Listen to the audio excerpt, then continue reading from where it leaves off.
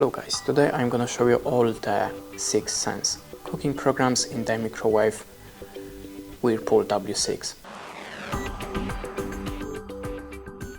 So the first 6 Sense cooking, it's a reheating, and there we have dishes like a dinner plate,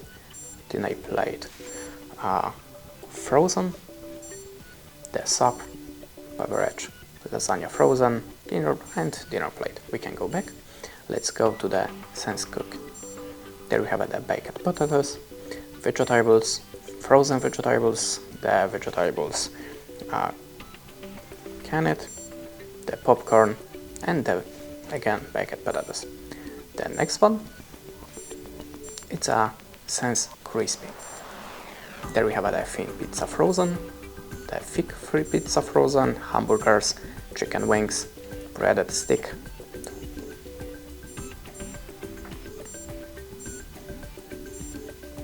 The last one is a Sense Steam Cooking.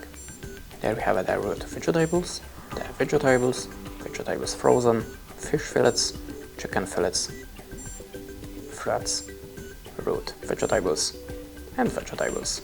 That's it. Thanks for watching, leave us a like, recommend, and goodbye.